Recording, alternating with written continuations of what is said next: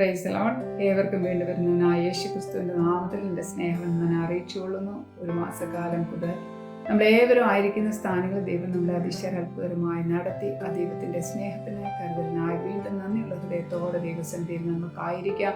വീണ്ടും തന്നിരിക്കുന്ന ഈ പുതിയ മാസം, ഈ സെപ്റ്റംബർ മാസം നമ്മളെ എല്ലാവരുടെയും ജീവിതത്തിൽ വലിയ അനുഗ്രഹമായിരിക്കേണ്ടതിനായി ദൈവസന്നിധിയിൽ നമ്മളെ തന്നെ താഴ്ത്തി ഇന്ന് ദൈവം തന്നിരിക്കുന്ന വചനവുമായി നിങ്ങളോടൊപ്പമായിരിക്കാൻ ദൈവം തന്ന കൃപയ്ക്കായി സ്തോത്രം. ഇന്ന് ദൈവം എനിക്ക് തന്നിരിക്കുന്ന വചനം ന്യായാധിപന്മാരുടെ പുസ്തകം 13:18. എൻ്റെ പേർ ചോദിക്കുന്നത് എന്ത്, അത് അതിശയമുള്ളത് എന്ന് പറഞ്ഞു. ദൂതൻ മനോഹയോട് സംസാരിക്കുന്ന ഒരു വാക്യമാണ് നമ്മൾ അവിടെ കേൾക്കുന്നത്. ഈ ഒരു ഇതിൻ്റെ തലക്കെട്ടായിട്ട് ഞാൻ കൊടുക്കാൻ ആഗ്രഹിക്കുന്നത് അതിശയമെന്ന നാമം. അപ്പോൾ അവിടെ വായിക്കുന്നത് എന്താ, എൻ്റെ പേർ ചോദിക്കുന്നത് എന്ത്, അത് അതിശയമുള്ളത് എന്ന് പറഞ്ഞു. 13-ാം അധ്യായത്തിൽ നമ്മൾ വായിക്കുന്നത് ഇസ്രായേൽ ജനം 40 വർഷക്കാലം അവർ പാപം ചെയ്തതിനാൽ ഫെലിസ്തീൻ്റെ കയ്യിൽ ദൈവം അവരെ ഏൽപ്പിച്ചു. ആ ഒരു പീരിയഡില് ദാൻ ഗോത്രത്തിലുണ്ടായിരുന്ന സോരാധ്യനായ ഒരു പുരുഷന് ആയിരുന്നു മനോഹ. ആ മനോഹയ്ക്ക് മക്കളില്ലായിരുന്നു. അപ്പം ഒരു ദിവസം മനോഹയുടെ ഭാര്യയ്ക്ക് ദൂതൻ പ്രത്യക്ഷപ്പെട്ടു. ദൂതൻ അവിടെ പ്രത്യക്ഷപ്പെട്ടിട്ട് പറയുന്നത്, നീ മച്ചിയല്ലേ, നീ ഒരു ഗർഭം ധരിച്ചൊരു മകനെ പ്രസവിക്കും, നീ മദ്യവും വീഞ്ഞും ഉപയോഗിക്കരുത്, നീ അശുദ്ധമായതൊന്നും തുടരുത്, ആ കുഞ്ഞ് ദൈവത്തിന് നാസീറായിരിക്കും, അവൻ്റെ തലയിൽ ക്ഷൗരക്കുത്തി തുടരുത് എന്നെല്ലാം അവിടെ ചില ഒരു തരം അവരോട് ചില ഓർഡേഴ്സ് അവിടെ കൊടുക്കുക. അപ്പോൾ അവിടെ ഈ മനോഹയുടെ ഭാര്യ ഒരിക്കലും പ്രസവിച്ചിട്ടില്ല. അവളൊരു മച്ചിയായിരുന്നു. ഒരു ജീവിതത്തിൽ ഒരു അസാധ്യമാണ് ഇന്ന് ഈ പകൽക്കാലം അവർക്കൊരു സാധ്യമെന്ന് പറഞ്ഞ് ദൈവം ഇറങ്ങി വരുന്നത്. അപ്പം നമ്മളുടെ എല്ലാം ജീവിതത്തിൽ അനേക അസാധ്യങ്ങളുടെ മുമ്പിലാണ് നമ്മളെല്ലാവരും നിൽക്കുന്നത്. എല്ലാവർക്കും എല്ലാം സാധിച്ചു, പ്രേയറിൽ എനിക്കെല്ലാം സാധിച്ചെന്ന് നമുക്ക് പറയാനില്ല.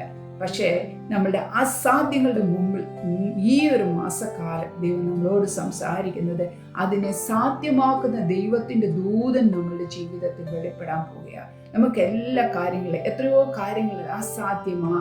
സയൻസ് അസാധ്യമെന്ന് പറയുന്നു, മനുഷ്യൻ അസാധ്യമെന്ന് പറയുന്നു. പലതരത്തിലും നമ്മുടെ ജീവിതത്തിൻ്റെ പല പ്രശ്നങ്ങൾ, പല പ്രയാസങ്ങളുടെ നടുവിൽ നമുക്കൊരു അസാധ്യമായി നിൽക്കുന്നുണ്ടെങ്കിൽ ഇന്ന് പകൽക്കാലം പരിശുദ്ധാത്മാവ് നിങ്ങളോട് സംസാരിക്കുന്നത് നിങ്ങൾക്കത് സാധ്യമാകാൻ പോവുകയാണ്. അനേക പ്രശ്നങ്ങൾ നമ്മുടെ ജീവിതത്തിലുണ്ടെങ്കിൽ ആ പ്രശ്നങ്ങൾക്ക് ദൈവം ഒരു ഫുൾ സ്റ്റോപ്പ് ഇട്ടിട്ട് ആമേൻ ഒരു പുതിയ ഒരു അനുഗ്രഹം, ആ പ്രശ്നങ്ങൾക്ക് ഒരു വിടുതൽ തന്നെ നമ്മളെ കയറ്റാൻ പോവാം.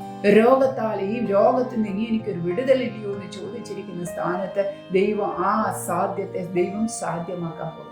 അത് ആ മനോഹയുടെ ഭാര്യയ്ക്ക് പ്രത്യക്ഷപ്പെട്ട ദൂതനെ പറ്റി മനോഹയോട് ചെന്ന് പറയുമ്പോൾ വീണ്ടും അവനത് കാണണമെന്നുണ്ടായി. അവൻ പ്രാർത്ഥിച്ചു. മനോഹയുടെ ഭാര്യയ്ക്ക് വീണ്ടും ദൂതൻ പ്രത്യക്ഷപ്പെട്ടു. ഇത് തന്നെ വീണ്ടും റിപ്പീറ്റ് ചെയ്ത് പറയാം. അതാണ് നമ്മളവിടെ വായിക്കുന്നത്.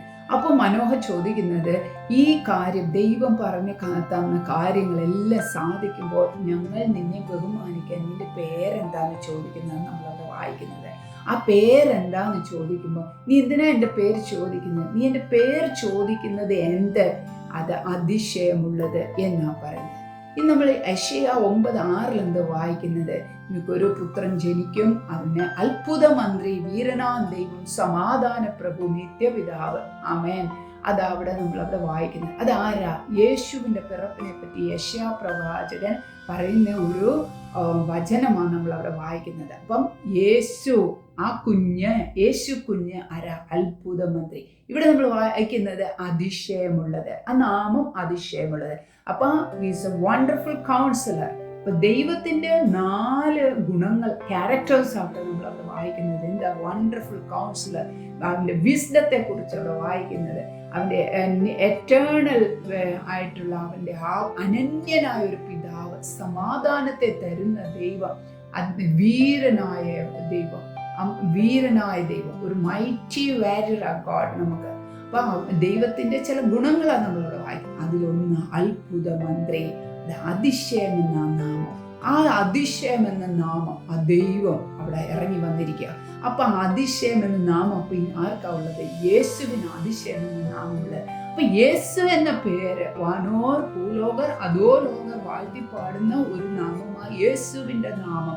എല്ലാവരും വാഴ്ത്തി സ്തുതിക്കുന്ന ഒരു നാമമാണ് യേശുവിന്റെ നാമം. എല്ലാ മുഴങ്കാലും മടങ്ങുന്നത് യേശുവിന്റെ നാമം. അത് അതിശയത്തെ പ്രവർത്തിക്കും. ആ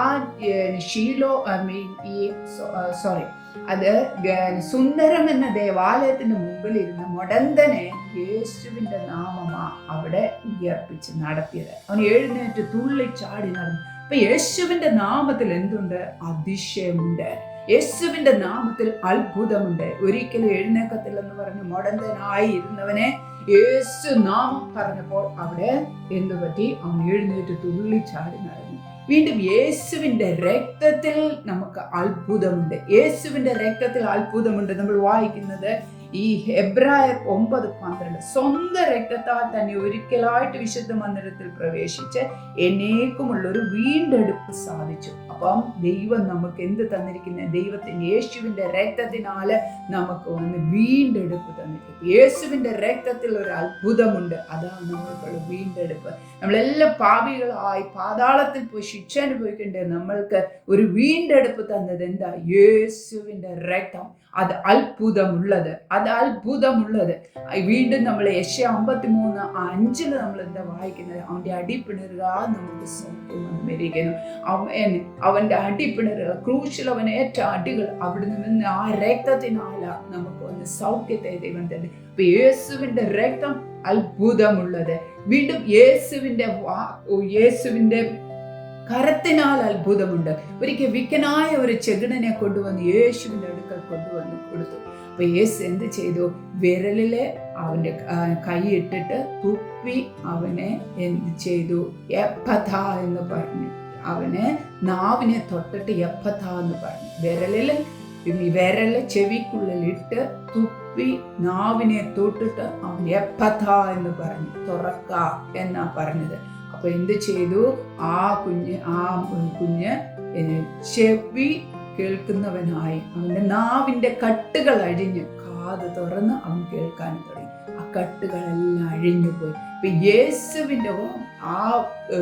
യേശുവിന്റെ കരത്തിനാലുണ്ടായ ഒരു വിടുതല, അവിടെ ഒരു അത്ഭുതമാണ് നമ്മൾ അവിടെ വായിക്കുന്നത്.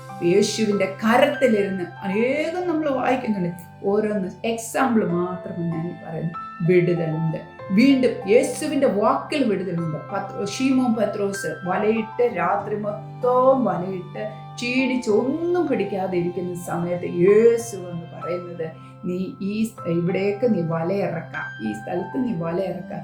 നാദാ, രാത്രി മുഴുവൻ ഞങ്ങൾ ഇവിടെ കഷ്ടപ്പെട്ടു, ഒന്നും കിട്ടിയില്ല, എന്നാലും നിന്റെ വാക്കിനാൽ ഞങ്ങൾ വലയിറക്കാമെന്ന് പറഞ്ഞ് അവിടെ വലയിറക്കിയപ്പോൾ ഒരു പെരുത്ത മീൻകൂട്ടം അവിടെ ലഭിച്ചു. അപ്പൊ ആ യേശുവിന്റെ വാക്കുകളിൽ അത്ഭുതമുണ്ട്. ഇന്ന് നമ്മളോട് ആ മനോഹരയുടെ ദൂതൻ പറഞ്ഞ അത് അതിശയമുള്ളത്, ദൂതൻ അതിശയമുള്ളത് എന്ന് നാമമുള്ളവനാ. അതാ ദൈവം, ആ യേശു. ആ യേശുവിന്റെ നാമത്തിൽ അത്ഭുതമുണ്ട്. യേശുവിന്റെ രക്തത്തിൽ അത്ഭുതമുണ്ട്. യേശുവിന്റെ വാക്കിൽ അത്ഭുതമുണ്ട്. യേശുവിന്റെ കരത്തിൽ അത്ഭുതമുണ്ട്.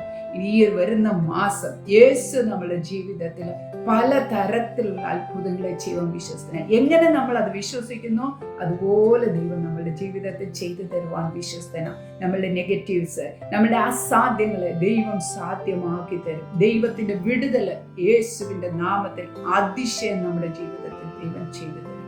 ആ ദൈവം വിശ്വസ്തനാണ്. ആ ദൈവത്തെ നമ്മൾ ഈ മാസം വിശ്വസിക്കുക. അത്ഭുതങ്ങൾ, അതിശയങ്ങൾ ദൈവം നമ്മുടെ ജീവിതത്തിൽ ചെയ്തു തരുവാൻ ദൈവം ശക്തി. ഒരു വാക്ക് പ്രാർത്ഥിക്കും.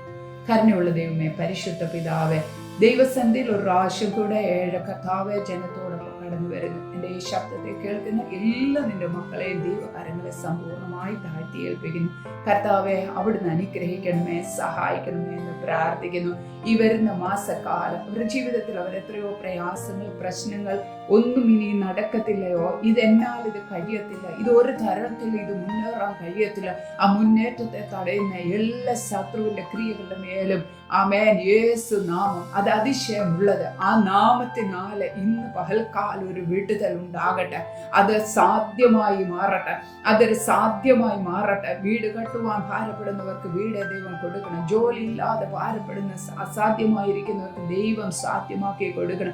കുഞ്ഞുങ്ങൾ ഇല്ലാത്തവർക്ക് ദൈവം ആമേൻ അസാധ്യത്തെ സാധ്യമാക്കി കൊടുക്കണം. ദൈവം അത്ഭുതമായി അതിശയമായി അതിശയമെന്ന് നാമമുള്ള ദൈവം അവരുടെ ജീവിതത്തിൽ അതിശയം പ്രവർത്തിക്കണമേ എന്ന് പ്രാർത്ഥിക്കുന്നു. കർത്താവേ, വരുന്ന മാസം ആത്മീയമായും ഭൗമികമായും നീ അവരെ അനുഗ്രഹിക്കുമെന്നുള്ള പ്രാർത്ഥിക്കും. ജനത്തെ ദൈവകരങ്ങളിൽ ഏൽപ്പിക്കുന്നു. കർത്താവ് ജനത്തെ ധാരാളമായി അനുഗ്രഹിക്കും. ദൈവത്തോട് പറ്റിച്ചേർന്നിരിപ്പാൻ ദൈവം കൃപ ചെയ്യണമേ. ഒരു കാലേബ് ദൈവത്തോട് പറ്റിച്ചേർന്നിരുന്ന് ആമേൻ സ്തോത്രം ആമേൻ ആ ഹെർമോൻ ആമേൻ മല പിടിച്ചടക്കിയതുപോലെ യേശുവേ ഞങ്ങളും ദൈവസന്നിധിയിൽ കർത്താവേ ദൈവത്തോട് പൂർണ്ണമായി പറ്റിച്ചേർന്നിരുന്ന് ദൈവത്തിൽ നിന്ന് അനുഗ്രഹങ്ങളെ പ്രാപിച്ചെടുക്കുവാൻ കർത്താവ് ഞങ്ങൾക്ക് കൃപ ചെയ്യുമെന്ന് പ്രാർത്ഥിക്കും. അതിശയങ്ങളെ ദൈവം ഞങ്ങൾക്ക് ചെയ്ത് വഴി നടത്തും. കൃപ കൂടെ ഇരിക്കട്ടെ. യേശു മൂലം യാചിക്കുന്നു, കേട്ടുത്തരം നൽകുമാറാണ്. ആമേൻ. God bless you. Thank U.